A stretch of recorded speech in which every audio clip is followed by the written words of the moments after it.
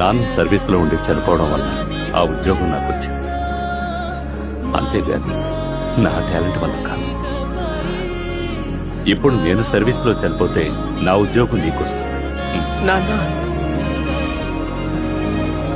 నాన్న అలా మాట్లాడకు నాన్న. నేను కష్టపడతాను. నేను ఎలాగైనా కష్టపడి ఉద్యోగం సంపాదిస్తాను.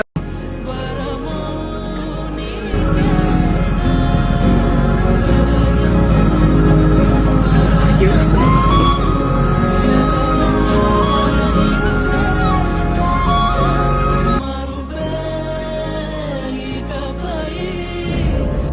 నేను ఆడకుండానే ఓడిపోతున్నాను సార్. అవకాశం కోసం ఎదురు చూడడం ఎంత నరకమో నాలాంటి వాడికే తెలుసు. ఉద్యోగమే లైఫ్ మారిస్తే రజనీకాంత్ కండక్టర్ గా రిటైర్ అయిపోవాలి, సూపర్ స్టార్ కావద్దు. ఏ సార్ నో, ఉద్యోగంలో జీవితం లేదు. ఒకటే ఉద్యోగం, ఒకటే శాలరీ చాలా డేంజర్ రా. నువ్వు ఒకటే ఉద్యోగం మీద ఉన్న ఒక దగ్గర నుంచే డబ్బు వస్తుంది నీకు, అది చాలా డేంజర్. నీకేమన్నా జరగరాని జరిగితే కథం నీ శాలరీ. నాకు చెప్పు, ఈ ఆఫీస్ స్కిల్స్ కాకుండా నీకేం వచ్చు? ఏం వచ్చు? గిటార్ వాయించడం వచ్చా? కుకింగ్, ఫిషింగ్, ట్రెక్కింగ్ ఎప్పుడేం చేసావా? నీ పిల్లలతో ఎప్పుడైనా నడిచావా? ఐస్ క్రీమ్ తిన్నావా వాళ్ళతో? ఎప్పుడు చేస్తావు? ఇవన్నీ నెసరీ కాదా?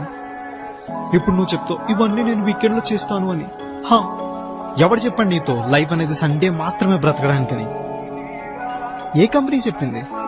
మండే నుంచి సాటర్డే దాకా వర్క్ చేస్తూ చావండి, కానీ మీ లైఫ్ సండే మాత్రమే బ్రతకండి అని ఎక్కడ రాసుంది ఇలా? నీ వయసు ఎంత? 30 10 years తర్వాత 40, తర్వాత 50. చూస్తూ చూస్తూ ఏదో ఒక రోజు ఈఎంఐ బిల్స్ కట్టి కట్టి నువ్వు చచ్చిపోతావు.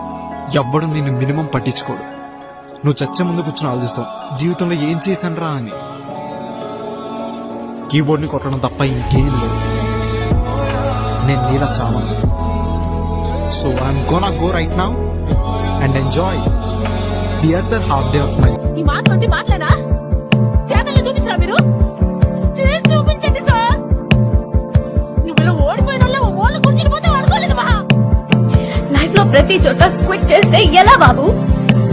హౌ? కానీ నువ్వు ఏదైనా కావాలి అనుకుంటే ఎలాగైనా సాధించాయి, వదలొద్దు. What you think you become. ఖాళీగా కూర్చోకో, నీ పిచ్చి కోసం ఏదో ఒకటి చెయ్యి. పిచ్చి అంటే? ఇప్పుడు మనిషి అన్నాక ఏదో ఒక పిచ్చి ఉండాలి. ఏ పిచ్చి లేకపోతే ఎందుకు ఏదో జీవితం? అసలు నువ్వు ఏం అవ్వాలనుకుంటున్నావు? కొరియోగ్రాఫరా, ఐటమ్ గర్ల్? కొరియోగ్రాఫర్ అయితే కొత్త కొత్త మూమెంట్లు కంపోజ్ చేసుకుంటూ ఆ పని మీద ఉండాలి. ఐటమ్ గర్ల్ అయితే జిమ్కి వెళ్ళటం, ఎక్సర్సైజ్ చేయటం, బాడీని మంచి షేప్ లో పెట్టుకోవటం, ఏదో ఒకటి చేయాలి కదా. ఇప్పుడు ముందు మన పిచ్చి అంటే తెలుసుకో. ఆ పిచ్చి కోసం మనం ఏం చేయాలో తెలుసుకో. ఒక వీడియో ఎడిటింగ్ కరెక్ట్ గా చేసిన వాడు డిగ్రీ లేకపోయినా నెలకి ₹1,00,000 సంపాదించుకుంటున్నాడు. డిగ్రీ లేకుండా ఇంటర్మీడియట్ పాస్ అయిన నాకు తెలిసిన వాళ్ళే 4-5 ఉన్నారు. వాడు ఏంటంటే మంచిగా అమీర్పేట వచ్చి ఒక మంచి వీడియో ఎడిటింగ్ కోర్స్ నేర్చుకున్నాడు. 6 నెలలో 8 నెలల్లో అప్లై చేసి బ్రెయిన్ వాడాడు, వీడియో ఎడిటర్ అయిపోయాడు. నేనెవరో ఇలా తెలుసుకోవాలో నువ్వే చెప్పు స్వామి. అన్వేషణ ఏంటి? వెతకడమా? ఒక పిచ్చగాడి నుండి భూమండలాన్ని లేవాడి వరకు ప్రతి ఒక్కరూ ఏదో ఒక ప్రయోజనం కోసమే పుడతారు. ఏ చీమగానో తోమగానో పుట్టకుండా అతి విలువైన ఒక మానవుడుగానే ఎందుకు పుట్టావని ఎవరికి వాళ్ళు ప్రశ్నించుకోవాలి. ఆ ప్రశ్నకు సమాధానం వెతకాలి. అలా వెతకడమే అన్వేషణ. ఆ అన్వేషణలోనే వాళ్ళ బాధ్యత ఏంటో వాళ్ళకి తెలుస్తుంది. ఆ బాధ్యతను వాళ్ళు పూర్తి చేసినప్పుడే వాళ్ళ జన్మ ప్రయోజనం నెరవేరుతుంది.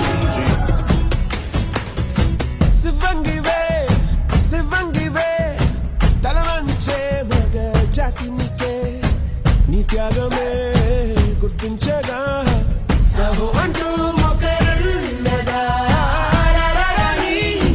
కానీ కానీ ఈ హాసం రాసం వేషం రోషం కల్పించేలా దేశమే ఏరై పారే తీరే ఏరి పారే తీరాలన్నీ వల్ల కాదన్న వాళ్ళ నోళ్ళ పూరించాలి కాదోరే కవి గట్టి పాటవి జారే జారే ధారే కంట మానిక్ స్వేదం అయ్యేనంట ఆబలంటే ఊరుకోక శక్తి.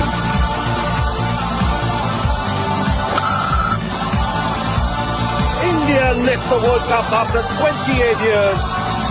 మా నాన్న చనిపోతాడని తెలిసినా ప్రయత్నించాడు.